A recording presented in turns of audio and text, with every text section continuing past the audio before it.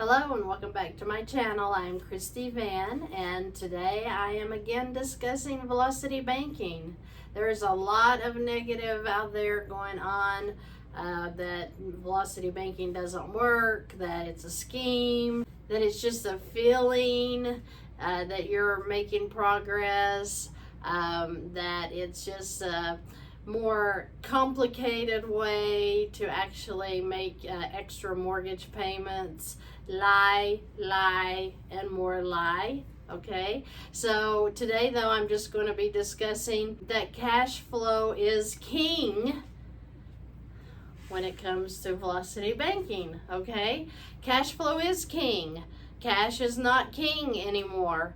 We're not in the 60s, and we have not been a cash system since 1971. Our cash is not backed up with gold. Our cash is literally of no value. So we're credit. We are a fiat system. We're a credit system. So what does that mean? Well, that means that when you go to the bank and you get a loan, they don't actually have the cash to back up that loan. All they're doing is typing some numbers into the computer and saying, hey, they took this loan and now they need to pay it back. So this is not a cash system that we're under any longer. So we are going to discuss one of the main reasons that velocity banking is a beautiful strategy to use. That it's not make-believe, it's not a scheme, it's not made up, it's not a feeling, it actually works. So the way that it helps us the most is that when we consider cash flow as king, then we find ways to gain more cash flow, and that is usually in getting rid of loans and credit card debt. So how do we do that? When we transfer loans into a line of credit or into a HELOC, even a credit card will work. When you do your income transfer, it satisfies that monthly payment. So if you have a $10,000 balance on a credit card, and then you put your income in of say $4,000, your balance comes down to $6,000, and this $600 monthly payment you had no longer, because you did the income transfer in, that satisfied the payment. Now your expenses come out. So that's the basics of velocity banking with a credit card. But today I want to discuss why cash flow is king and how that helps us with velocity banking. Now, just like I showed you here, where if you had $2,000 in expenses, they would come right back out, taking this back up to $8,000. But that is the beauty of velocity banking, is a line of credit is open-ended. That means that you can put income in and then you can pull it right back out if you need it for expenses. So the income can go in. If you turn around in 2 hours and think, oh my gosh, I have a flat, I need a new tire, I need $500, swipe that card. It's in there. Your income goes in, satisfies that payment for the month, then your expenses can come right back out. In emergencies, you always have access to cash, right? Right. So that's the beauty of cash flow in your credit cards. Now, what if you made extra payments? What if you made extra mortgage payments? What if you made extra student loan payments? Maybe you made an extra car payment. What does that mean? Well, loans are close-ended. That means there's only one way. When your payment goes in, it is gone.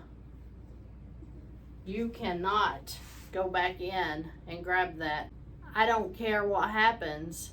I don't care what emergency you have.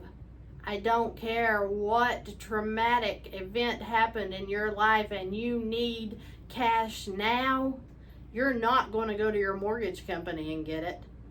You're not going to go get it from your student loan today.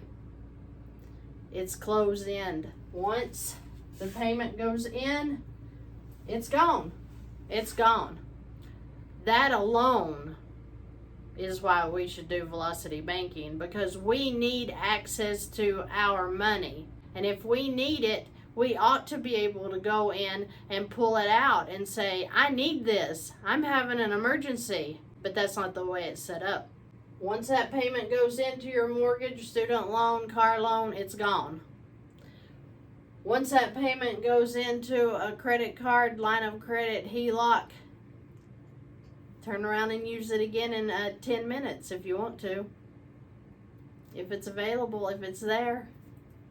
Most credit cards, they all post the next day. Some Capital One cards I've seen, you'll post the payment right now and it'll immediately spin that balance up to whatever it is now that you put the money in there. It's a revolving account. It's revolving. They want you to use it that way. Income in, expenses out. Loan, income in, you will not see it again until you refinance.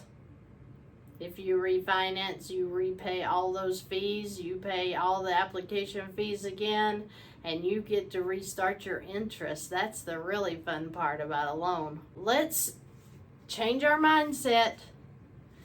Let's get back to reality of we don't have to live paycheck to paycheck. We have cash.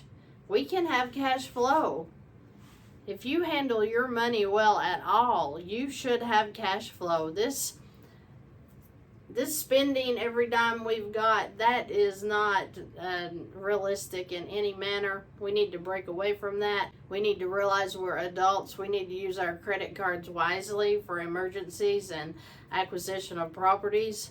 Anything that's going to bring us investments in ourselves. Any kind of certification you can get that's going to make you better, pay for it with your credit card. Don't go out and get a loan.